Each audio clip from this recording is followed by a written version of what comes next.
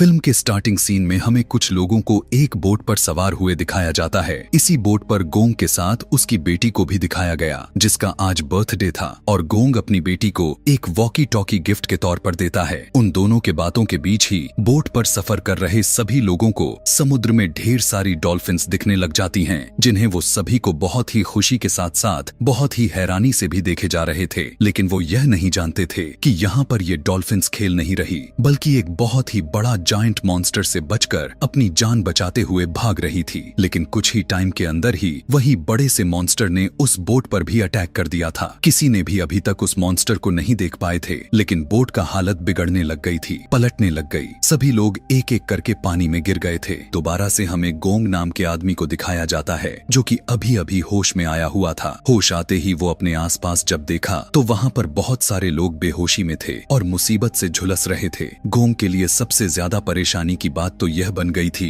कि अब उसकी बेटी उसे कहीं पर भी नजर नहीं आ रही थी। लगातार गोंग अपने बेटी को ढूंढने में लग जाता है, लेकिन तभी अचानक उसे अपनी बेटी की आवाज उसके ही वॉकी टॉकी से आती हुई सुनाई देती है। अब क्योंकि उसने उसी वॉकी टॉकी को अपने बेटी को बर्थडे पर गिफ्ट की हुई थी, उसी वॉकी टॉकी से इन सारे लोगों पता चला था कि सिर्फ यहाँ पर इतने ही लोग बस सर्वाइवर्स नहीं हैं, बल्कि यहाँ से दूसरी तरफ भी बहुत से सर्वाइवर्स भरे पड़े थे। वो सभी लोग अपने सामने वाले सर्वाइवर्स के थोड़ा करीब पहुंचकर उन्हें बुलाने के लिए सिग्नल्स देना शुरू कर देते हैं कि तभी गोंग अपने बेटी को दूसरे वाले क्राउड में देख लिया था। वो जल्दी से भागकर अपनी बेटी के पास जाना तो चाहता था, लेकिन उसी के पास खड़ा हुआ आदमी उसे वहां जाने से रोक लेता है, क्योंकि उस आदमी को जो चीज वहां पर नजर आ रहा था वो बहुत ही भयानक था। असल में वहां पर एक बहुत ही बड़ी सी चीज मूव कर रही थी और कुछ वक्त के बाद उन लोगों से यह रिवील हुआ कि ये जो उन लोगों के पीछे चल रही थी वो दरअसल एक बहुत ही बड़ा स्नैक था। सब लोग इस बड़े से मॉन्स्टर को देखकर वहां से दूसरे सर्वाइवर्स की तरफ भागने की कोशिश करने लग जाते हैं, लेकिन यह मॉन्स्टर उनको यहाँ से भागने तक का टाइम नहीं देता, क्योंकि वो पलक झपकते ही सभी को एक ही बार में निगलते जा रहा था और साथ ही साथ वो अपने पूंछ की अटैक से लोगों को ऊपर हवा में मार मार कर फेंक रहा था। यहाँ पर गोंग उस मॉन्स्टर से सिर्फ अपने बेटी की जान बचाना चाहता था, इसीलिए वो बगैर उस मॉन्स्टर से डरते हुए अपनी बेटी को बचाने के लिए आगे बढ़ता है। लेकिन यहाँ पर एक और आदमी उसे पकड़ लेता है, क्योंकि वो दूसरा वाला आदमी गोंग की जान बचाना चाहता था। गोंग देखता है कि उसकी बेटी खड़े होकर उसे देखे जा रही थी कि तभी अचानक से उस मॉन्स्टर ने गोंग की बेटी को भी निगल लिया था। बहुत सारे लोगों को खा लेने के बाद वो जायंट स्नैक यहाँ से जंगल की तरफ चला गया, लेकिन यहाँ पर बचे हुए सर्वाइवर्स काफी ज्यादा मात्रा में डर चुके थे। उन लोगों ने अपने बहुत से साथियों को खो दिया था, लेकिन यहीं पर हमने गोंग को भी देखा, जिसे अब उसे किसी भी चीज का परवाह नहीं थी, बल्कि वो तो अब बहुत ही जोर जोर से रो रहा था कि तभी उसी दौरान उसे अपने बेटी की वॉकी टॉकी से कुछ सिग्नल्स आते हैं। इसीलिए अब वो अपने बेटी के पीछे जाने की डिसीजन ले लेता है। असल में वॉकी टॉकी के उस सिग्नल का मतलब था कि वो लोग जो सांप के पेट में जिंदा गए थे वो अभी तक मरे नहीं थे। इसीलिए गोंग के साथ एक और आदमी जिसका नाम मौ है, वो दोनों उस स्नैक के पेट के अंदर के लोगों को बचाने की तैयारी करने लग जाते हैं, जबकि यहाँ पर बचे हुए और लोग भी उसके टीम में शामिल हो जाते हैं। ज्यादा लोग हो जाने के बाद उन लोगों को बचाने के लिए जंगल के अंदर चले जाते हैं, लेकिन इधर बाहर खड़े हुए लोग उन लोगों को बेवकूफ समझ रहे थे, क्योंकि उन्हें लग रहा था कि वहाँ जंगल के अंदर जाना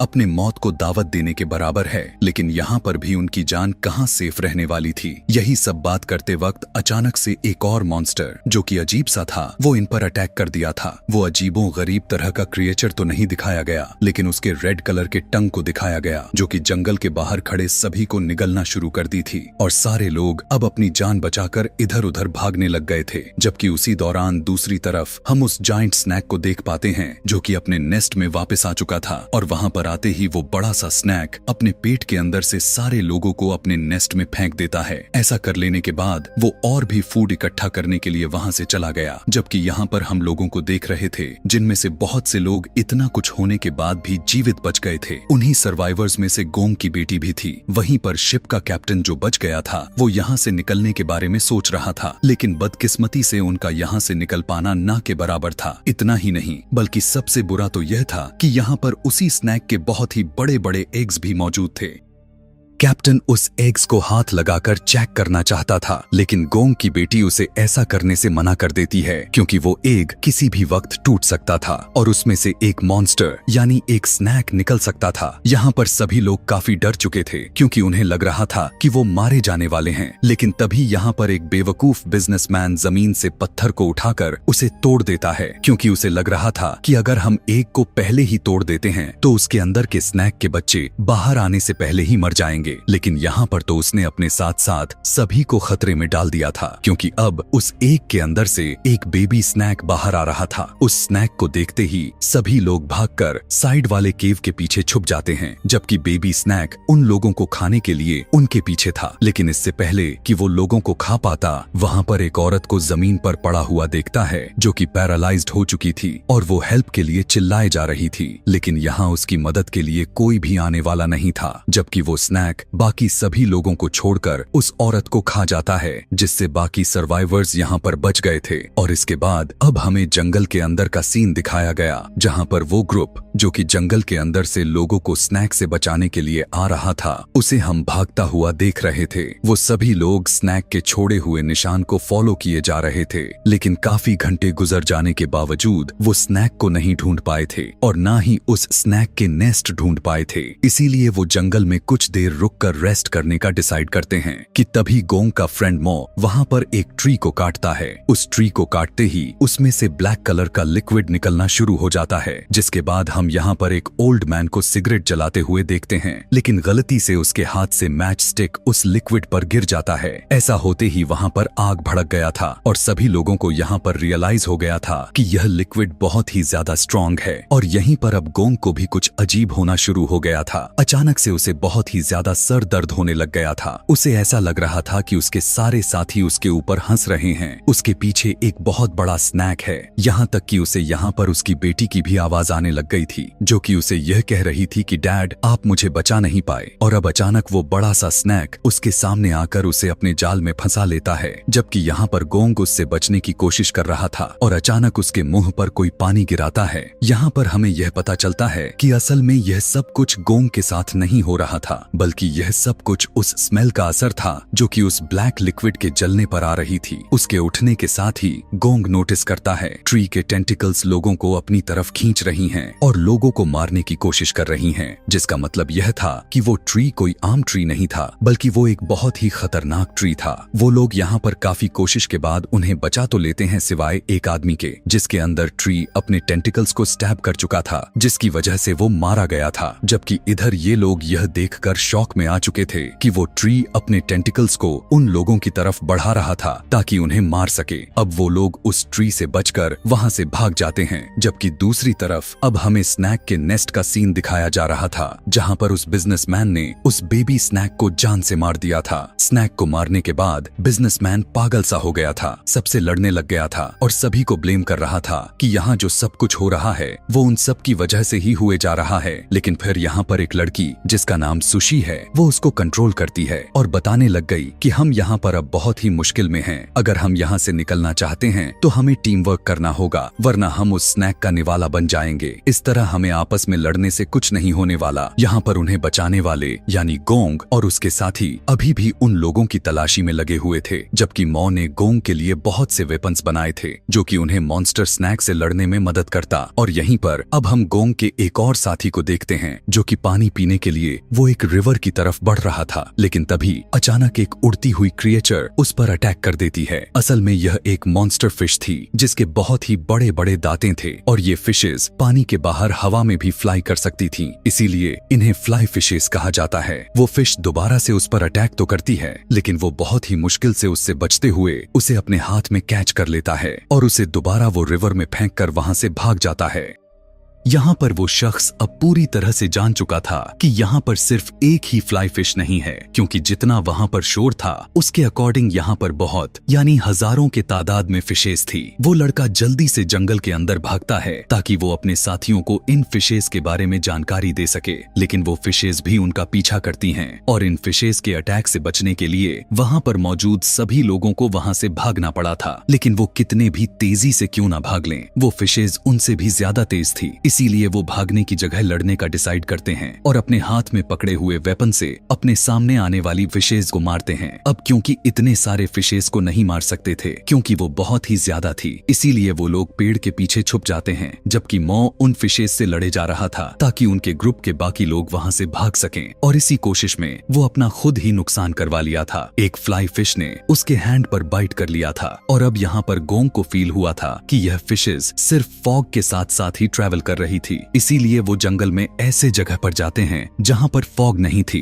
और इस तरह करने से वो लोग इस एनिमल के अटैक से बच गए थे। लेकिन खतरा अभी कहाँ टला हुआ था, क्योंकि मॉ को यहाँ पर एक बहुत ही बड़े एनिमल का फुटप्रिंट नजर आया था। जब वो लोग ऊपर पेड़ों की तरफ देखने की कोशिश करते हैं तो वहाँ पर पेड़ पर चिपका अजीब सा मॉन्स्टर गुर्रा रहा था। उनमें से एक आदमी उस मॉन्स्टर को एक पत्थर से मारने ही वाला था कि तभी दूसरा आदमी उन्हें रोकता है, लेकिन तभी उसी दौरान उस क्रिएचर को एक अजीब सा टेंटिकल आकर खा जाता है। जबकि इस टेंटिकल को हम पहले भी मूवी के स्टार्टिंग सीन में देख चुके थे कि तभी पलक झपकते ही एक बहुत बड़ी क्रिएचर अचानक आसमान से उनके पास गिरती है और यहाँ पर हमें रिवील होता है कि यह एक मॉन्स्टर फ्रॉग था जिसने पहले भी अपने टेंटिकल के हेल्प से लोगों को खाया था। सभी लोग उस क्रिएचर से बहुत ज्यादा डर चुके थे, इसीलिए वो वहाँ से भाग जाते हैं। लेकिन अब वो मॉन्स्टर भी उनके पीछे पीछे लग चुका था। अचानक से वो अपने टंग को निकालते हुए एक ओल्ड मैन को पकड़ लेता है, लेकिन ओल्ड मैन ने भी उस मॉन्स्टर के आगे हार नहीं मान रहा था। वो अपने आप को बचाने के लिए एक ट्री को पकड़ लिया था और अब बाकी के लोग भी उसे बचाने के लिए आ गए थे। सभी उसे अपनी तरफ खींचने लग गए थे,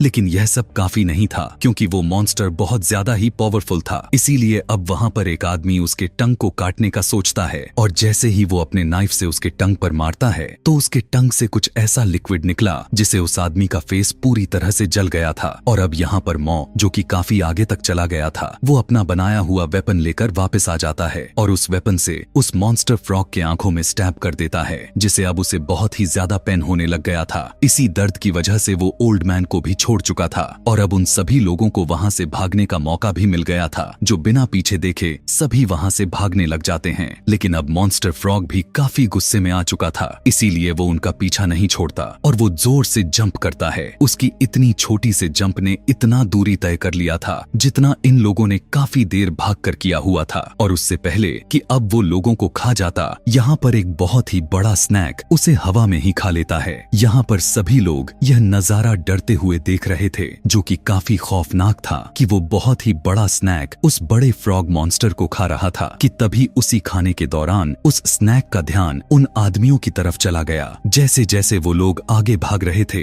वैसे वैसे ही वो जायंट स्नैक उसके पीछे पीछे काफी तेजी से आ रहा था। इसी दौरान वो ओल्ड मैन और वो लड़का जिस पर फ्रॉग का लिक्विड गिरा हुआ था वो धीरे धीरे साथ में भाग रहे थे, इसीलिए स्नैक उन्हें अब खाने के लिए आ रहा था। लेकिन लकीली वो जंगल के एक ऐसी जगह पर पहुंच जाते हैं जहां पर ढेर सारे पेड़ बहुत ही पास पास थे और उनके अंदर मुंह करने से उस पेड़ों के बीच उस स्नैक का मुंह फंस जाता है और उन लोगों को बचने का चांस मिल जाता है कि तभी वहां पर एक आदमी उस पर कोकोनट फेंककर उस स्नैक को मारता है ताकि उसका ध्यान दूसरी तरफ हो जाए। लेकिन यह करने से उसने अपने आप को खतरे में ही डाल लिया था और जैसे ही स्नैक उसे खाने ही वाला था वो बहुत ही तेजी से जंगल के अंदर भागता है और खुद को छोटे छोटे पौधों के अंदर छुपा लेता है, जिससे स्नैक उसे देख नहीं पाता और इस तरह फिलहाल के लिए वो भी बच गया था।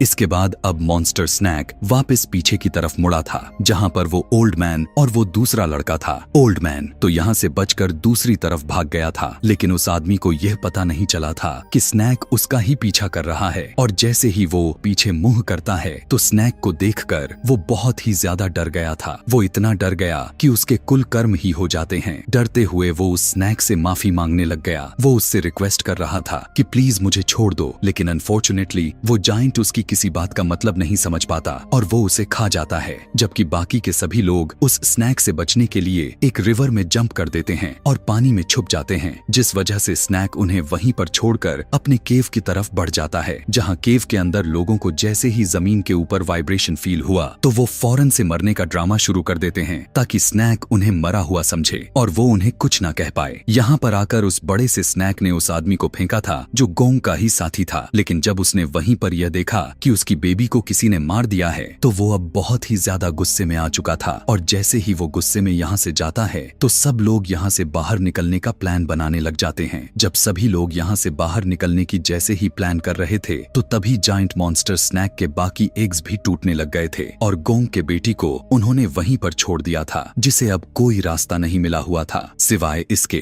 कि वो वहीं पर बैठी रहती। वो यहाँ पर उस बेबी स्नैक से इस तरह से कांटेक्ट करती है कि जैसे वो कोई फूड नहीं है बल्कि वो तो उन्हीं की साथी में से एक है। और यहाँ पर वह स्नैक उस बच्ची को अपनी मॉम समझ रही थी। अब वो स्नैक गोंग के बेटी को छोड़कर उस तरफ जाता है जिधर वो बाकी लोग थे, जिसमें से बिजनेसमैन उस नेस्ट में से बाहर निकलने में कामयाब तो हो गया था, लेकिन हम पर रिवील हुआ था कि वो बिजनेसमैन बहुत ही सेल्फिश इंसान है। इसीलिए उसने अपने हेल्प करने वालों के बारे में भी नहीं सोचा हुआ था, बल्कि वो वहाँ से भाग चुका था। इतने ही देर में वहाँ पर बेबी स्नैक वहाँ के एक आदमी को मार डालता है। और अब हम दूसरी तरफ गोंग के साथ उसके सारे साथियों को देख रहे थे, जिन्हें जंगल के ठीक बीचों बीच एक अजीबो गरीब तरह के वीरान घर नजर आता है। यह जगह काफी पुरानी थी, लेकिन फिलहाल में उन्हें यहाँ इस घर के हिसाब से एक शेल्टर मिल गया था। वहाँ जाने पर उन्हें पता चला कि असल यह बिल्डिंग एक लेबोरेटरी है। तभी उन्हें यहाँ पर एक सोल्जर का स्केलेटन भी मिला हुआ था, जिसे देखकर पता चल रहा था कि वो बहुत अरसा पहले मर चुका था। यहाँ पर बहुत सारे बुक्स वगैरह पढ़ने के बाद उन्हें रियलाइज हुआ था कि यहाँ पर लोग इस जगह के क्रिएचर के ऊपर रिसर्च करने के लिए आए हुए थे और उनके एक्सपेरिमेंट्स की वजह से ही ये क्रिएचर इतने बड़े बड़े मॉन्स्टर्स में चेंज हो गए थे। वो लोग यहाँ पर पड़ी हुई मशीनों के जरिए रेस्क्यू टीम से कांटेक्ट करने की कोशिश करते हैं कि तभी उनकी बिल्डिंग में एक और आदमी आ जाता है। दरअसल वो वही बिजनेसमैन था जो स्नैक के नेस्ट से बचकर आया हुआ था। सभी लोग उससे बाकी के सर्वाइवर्स के बारे में पूछ रहे थे, लेकिन यहाँ पर वो बिजनेसमैन सीधा झूठ बोल देता है कि वहाँ पर मेरे अलावा सभी लोग मर चुके हैं। अब उसकी बात को सुनते ही गोंग अपने होश खो बैठा, क्योंकि उसकी बेटी ही तो उसकी लास्ट होप थी। रात होने पर वे सभी लोग यहीं पर सो जाते हैं और अगली सुबह उनकी आवाज कुछ हेलीकॉप्टर से खुलती है। वो लोग जल्दी से बाहर जाते हैं। गोंग भी उस हेलीकॉप्टर की तरफ जाने वाला था कि तभी उसी टाइम पर उसे उस वॉकी टॉकी से कुछ सिग्नल रिसीव हो जाते हैं। यह सिग्नल उसी वॉकी टॉकी से आ रही थी जो गोंग के बेटी के पास थी। यहाँ दूसरी तरफ इतने बड़े जंगल में वो हेलीकॉप्टर उन सर्वाइवर्स को नहीं देख पाया था, बल्कि वो आगे बढ़ गया था। गोंग जल्दी से अपने ग्रुप के पास जाकर बताता है कि उसकी बेटी अभी भी जिंदा है और उसके पास और भी बहुत से लोग जिंदा हैं, इसीलिए हमें उन्हें बचाना चाहिए। जबकि यहाँ बिजनेसमैन सभी को कह रहा था कि तुम लोग पागल हो चुके हो, वहाँ पर कोई भी जिंदा नहीं है। और बिजनेसमैन की बात यह सभी लोग मान जाते हैं। यह सोचकर गोंग शायद सदमे में है, इसलिए यह सब कुछ कर रहा है। लेकिन जैसे ही वॉकी टॉकी से सच में लड़की की आवाज सुनते हैं तो उन्हें यकीन हो जाता है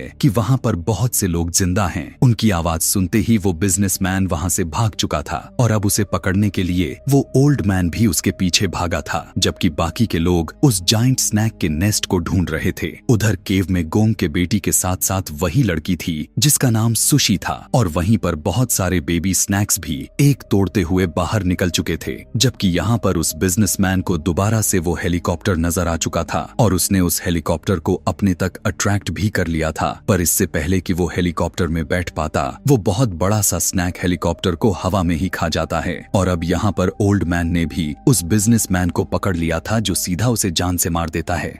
जबकि दूसरी तरफ अब हमें स्नैक्स के नेस्ट का सीन दिखाया जाता है, जहां पर अब बहुत सारे स्नैक्स हो चुके थे और वो लोग उन दोनों लड़कियों को खाने के लिए आगे बढ़ रहे थे। लेकिन सबसे पहले निकला हुआ स्नैक उन सारे स्नैक्स को रोक लेता है, क्योंकि उस स्नैक को लग रहा था कि गोंग की बेटी उनकी मॉम है। जबकि यहीं से गोंग की बेटी को अपने फादर की आवाज भी सुनाई देने लग गई थी, जो कि उनको ढूंढते ढूंढते स्नैक के नेस्ट तक पहुंच चुका था। अब फाइनली गोंग को भी अपनी बेटी मिल चुकी थी और वो अपनी बेटी और बाकी लोगों की हेल्प करने के लिए उस नेस्ट के अंदर किसी पेड़ की टेंटिकल्स को डाल देता है। अब जैसे जैसे वो अपनी बेटी और सुशी को ऊपर की तरफ खींच रहा था, तभी वहाँ पर वो बहुत बड़ा सा स्नैक भी आ चुका था, जो कि अब बहुत ही ज्यादा गुस्से में दिख रहा था। लेकिन इससे पहले वो स्नैक उन्हें कुछ कर पाता, यहाँ पर मौ आ जाता है। वो अपने हाथ में पकड़ी हुई एक्स से स्नैक की आंखें ही फोड़कर उसे कुछ मिनट के लिए वहाँ से दूर कर देता है, जिस दौरान गोंग को मौका मिल चुका था कि वो उन लड़कियों को बाहर निकाल ले। और जितनी देर में गोंग यह काम कर रहा था, तब तक मौ उससे लड़ता जा रहा था, लेकिन वो भी बेचारा कितना लड़ पाता। यहाँ पर अब आखिरकार स्नैक उसे खाने ही वाला था, लेकिन तभी पीछे से उनका एक और साथी आकर अपने वेपन से स्नैक के दूसरे आई पर भी अटैक कर देता है और मौ इस मौके का फायदा उठाते हुए एक ट्री को उसके ऊपर ही गिरा देता है, जिसकी वजह से स्नैक अब इनसे काफी दूर हो चुका था। लेकिन यहीं दूसरी तरफ हम देख पाते हैं कि वो लड़कियां अभी तक बाहर नहीं निकल पाई थीं और यहाँ आखिरी मिनट में आकर उनकी मदद शिप का कैप्टन करता है। वो उन दोनों लड़कियों को ऊपर करने की कोशिश करता है, जिससे वो दोनों लड़कियां तो बाहर निकल चुकी थीं, लेकिन वो शिप का कैप्टन उन्हीं बेबी स्नैक्स के हाथों मारा जाता है। उसने उन लड़कियों के लिए अपनी जान को कुर्बान कर दिया था और अभी वो लोग अपनी जीत का जश्न मना ही रहे थे कि तभी वो देखते हैं कि बड़े जायंट स्नैक को भी होश आ गया था। इधर बिजनेसमैन को भी दिखाया गया, जो भागते भागते उसी जगह पर पहुंच गया था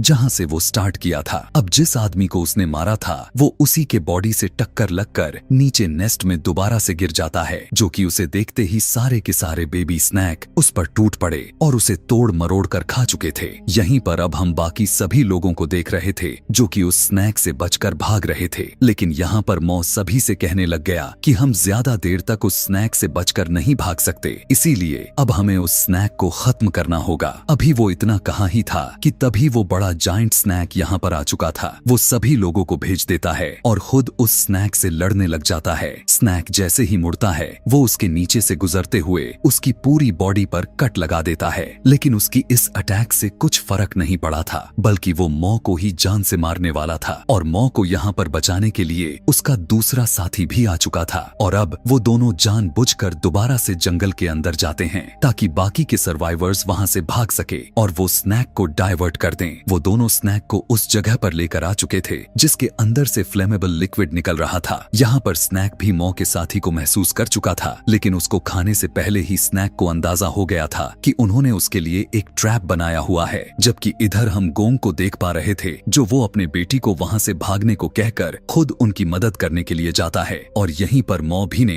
अपने स्टिक की उस फ्लेमेबल लिक्विड में डीप कर दिया था कि तभी मौ का साथी दोबारा से जंगल से वापस आता है जहां पर गोंग जंगल के अंदर जाने वाला था। वो सभी लोगों को वहां से भागने के लिए कहता है, जिससे गोंग को अंदाजा हुआ था कि उनसे कोई गलती हो गई है और उनके पीछे देखते ही यहाँ पर सच में कुछ बहुत ही गलत हो चुका था। उस स्नैक ने दोबारा गोंग की बेटी को खा लिया था, जिसे देखते ही अब गोंग को बहुत ही ज्यादा गुस्सा आता है और वो स्नैक से खुद लड़ने का डिसाइड करता है। और जैसे ही वो स्नैक से लड़ने के लिए स्नैक के आगे जाता है तो स्नैक अब उसे खाने वाला ही था। अभी वो अपने मुंह को बड़ा करके खोला ही था कि तभी वहां पर जंगल से मौ निकल आया, जिसके हाथ में आग थी, जिससे डरकर स्नैक दोबारा से जंगल में भाग गया था और मौ उसका पीछा करने लग गया। फिर स्नैक जैसे ही उन पेड़ों के पास पहुंचता है जिसमें से फ्लेमेबल लिक्विड बाहर निकल रहा था, तो वहां पर मौ अपने हाथ में पकड़ी हुई आग को फेंक देता है, जिसे वो स्नैक अब पूरा का पूरा जलने लग गया था। वो अपने आप को बचाने के लिए जंगल से दोबारा बाहर निकल आया, लेकिन आग की जलन इतनी तेज थी कि वो अपनी जान नहीं बचा पाता और वो मर जाता है। गोंग जल्दी से उस मरे हुए स्नैक के पास पहुंच गया ताकि वो अपने बेटी को बचा सके। स्नैक का मुंह खोलते ही गोंग को अपने बेटी का हाथ नजर आता है, जिसे वो फौरन से अपनी तरफ खींच लेता है, लेकिन गोंग की बेटी अब कुछ भी रिस्पॉन्स नहीं कर रही थी। उन्हें लग रहा था कि शायद वो मर गई है, इसीलिए वो उसे लेटाकर उसे होश में लाने की कोशिश करते हैं। बहुत ही कोशिश करने के बाद ही उसकी होश आ जाती है, जिसे जिंदा देखकर गोंग के साथ साथ बाकी के सर्वाइवर्स भी खुश हो गए थे और आखिरकार उन सब की जान उस भयानक सा दिखने वाला स्नैक से बच गया था। और इसी के साथ यह कहानी यहीं पर खत्म हो जाती है। ऐसे ही और भी ज्यादा मूवी एक्सप्लेनेशन वीडियोस देखने के लिए कमेंट में नेक्स्ट लिखना ना भूलें। Thanks for watching.